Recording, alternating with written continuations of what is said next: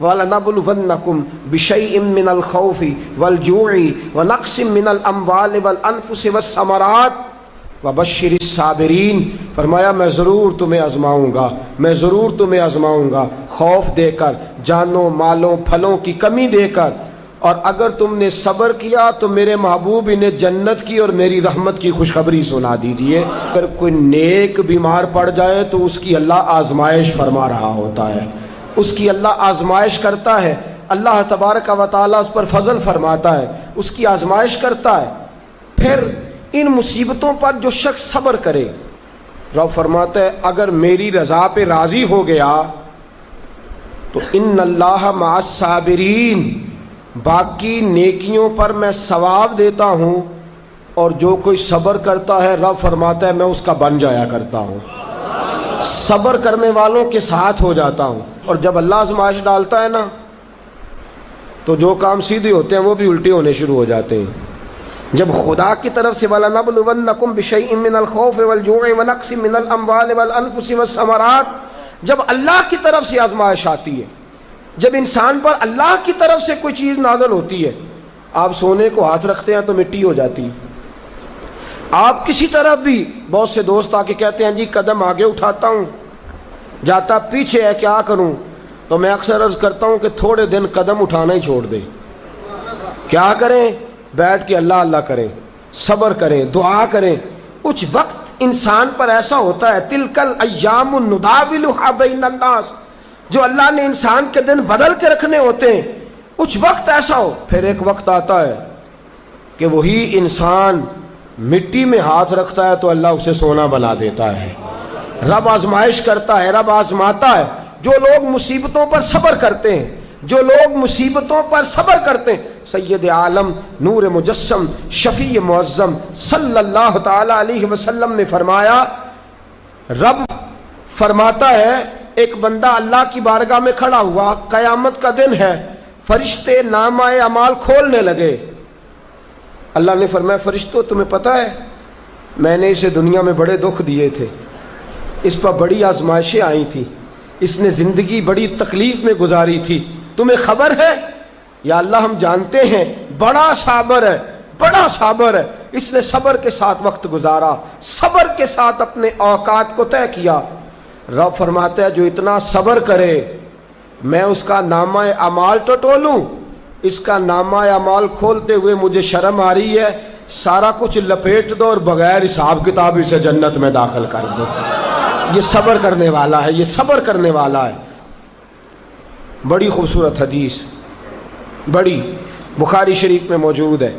بخاری شریف کی یہ حدیث ایسی ہے جسے میں جب بھی پڑھتا ہوں میں چوم لیتا ہوں۔ حدیث کیا ہے؟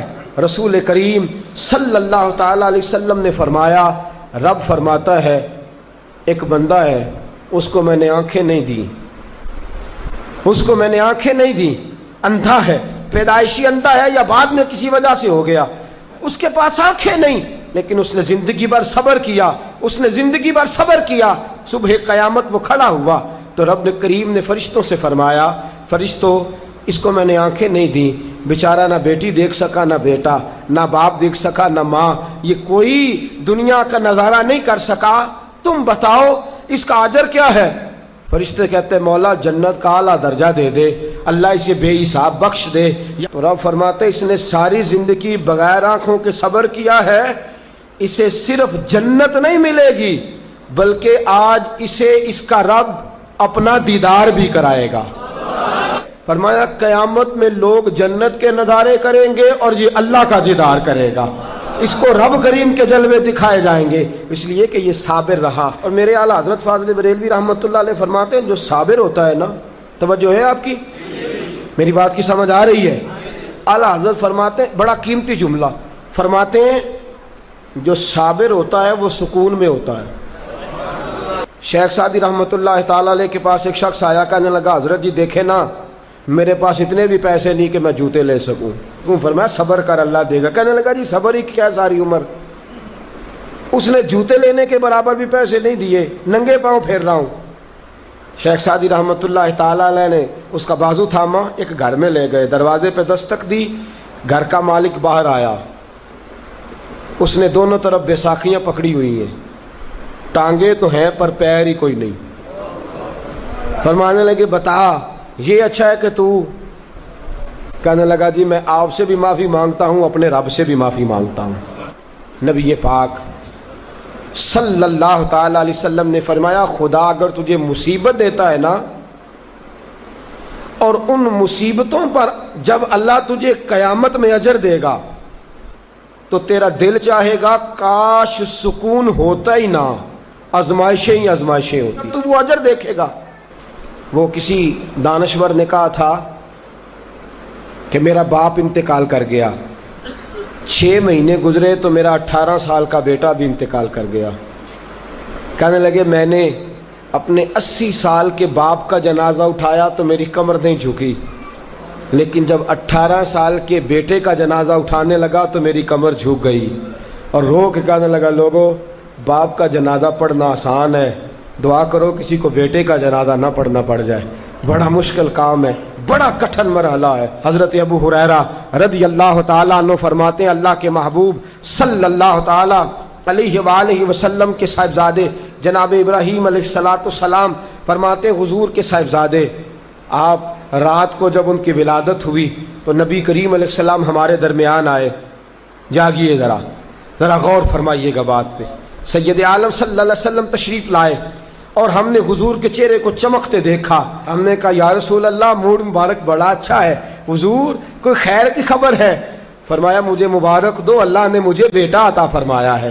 فرماتے ہیں اگلے ہی دن، ایک روایت ہے کچھ عرصے کے بعد، ایک روایت ہے اگلے ہی دن ظہر کے بعد میرے محبوب نے پیار کرنے کے لیے بیٹا اٹھایا اور صاحبزادے کی سانسیں اکھڑنے لگی۔ رسول پاک کے صاحبزادے نبی پاک کے مقدس ہاتھوں میں سانسیں اکھڑ رہی ہیں، حضور کے دستے مبارک میں صاحبزادے نے وصال کر دیا۔ آنکھیں بند کی تو نبی کریم کی مقدس آنکھوں میں آنسو آئے۔ رات خوشی تھی، رات حضور مبارکیں وصول کر رہے تھے، رات مسکرا رہے تھے، ایک ہی تو رات گزری ہے، 24 ہی تو گھنٹے ہوئے ہیں، آنکھوں میں آنسو بھر آئے ہیں۔ حضرت عبداللہ ابن عمر رضی اللہ تعالیٰ عنہ عرض کرتے ہیں یا رسول اللہ آپ رو رہے ہیں؟ حضور صاحبزادے کا انتقال ہوا تو رو رہے ہیں؟ نبی رحمت صلی اللہ تعالیٰ علیہ وسلم نے فرمایا عبداللہ دل میرا غمزدہ ہے، آنکھوں میں آنسو ہیں، پر میں اپنی زبان سے وہی جملے کہوں گا جس سے میرا اللہ راضی ہوگا، میں کوئی بے صبری والی بات نہیں کروں گا۔ اور یاد رکھیے مصیبتیں اللہ کے پیاروں پر آتی ہیں۔ 500 سال فرعون نے دعویٰ خدائی کیا ہے معاذ اللہ، 300 سال فرعون کا حال یہ تھا کہ ننگے پاؤں کانٹوں پہ چلتا تھا اور اس کے پیر میں کانٹا بھی نہیں